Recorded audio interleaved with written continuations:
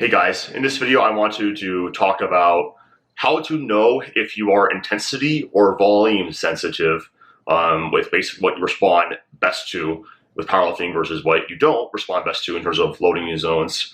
And then how I prefer to program based off of that and give you some ideas. So first off, when I'm talking about volume versus intensity sensitive, I'm basically trying to understand what do you in general not respond best to. So some people are going to respond in general better to heavier loading zones, which also is going to mean you respond best to lower repetitions on average.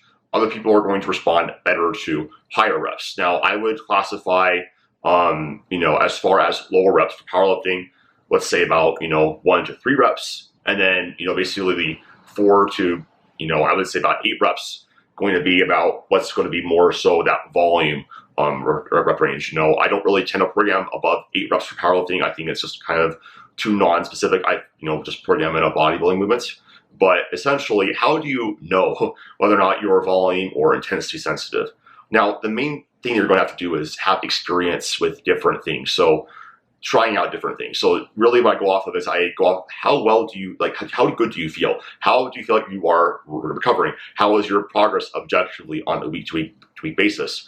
Myself, for example, I don't really respond super great to heavier loading in general. I tend to respond better to higher reps with my top sets and both with my down sets.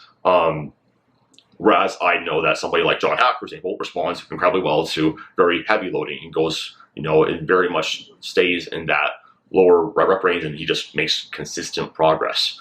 And also just how good do you feel? Because really, people will feel sometimes I recover better from lower intensity, higher volume work. So people seem to recover better from higher intensity, lower volume work. And really, one thing that you can look at in general, I find as a correlation, is going to be leverages. So if you are well built for a movement, you're probably in general going to be able to respond to intensity stimulus better with heavier loading on that specific movement pattern. So I don't really, for my squat and my bench press, they tank once I go down into heavier loading. It just happens. Again, I had an experience where I was doing singles for several blocks in a row on a bench press, and I just progressively got worse and worse and worse.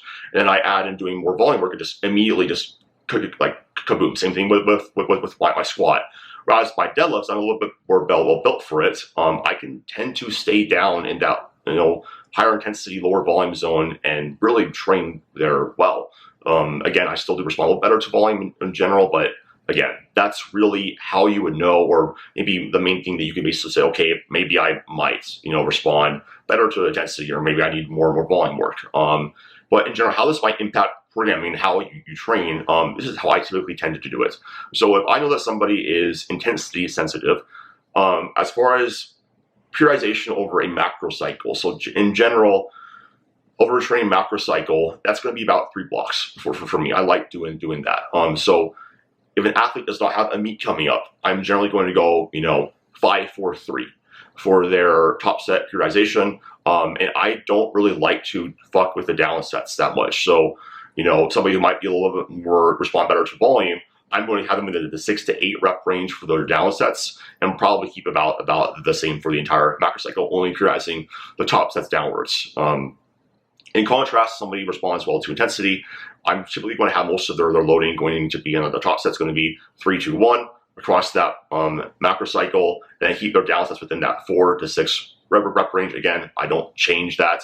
I keep it consistent because I don't really want to change too many things. If we don't want to overly periodize training. If we're having a really good training response in general, we don't want to change that too much. Making very small changes is enough to make progress.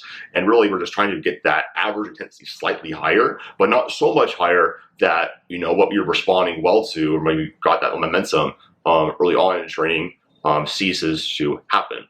So this is important, especially once you get beyond a beginner stage, because in general, beginners can just plug and chug and just do whatever the hell they want, and they're probably going to get stronger. Once you get past that beginner stage, you start to become more of that intermediate lifter. This is when you need to start paying attention to this. This is why it matters, because if you don't pay attention to this, you don't track your training, you don't know what type of lifter that you are to respond better to volume or intensity on certain lifts, you're going to be beating your head against the wall, confused and not making progress. So I hope that this short video was helpful. If you guys have any questions, ask down below. If you guys want to get coaching, I do this for all my athletes. Basically, my whole job is to come up with a predictable training system that's going to allow you to PR every single block. And with all my athletes, that's really what we do, and that should be the standard of powerlifting training. If you're not PRing every single block, you're not making progress, and that sucks. So if you guys are tired of not PRing, want to ensure that you just crush it in the gym all the time, seeing constant progress, is reliable and dependable, click the link down below. I love to work with you. Talk to you guys in the next one. Peace.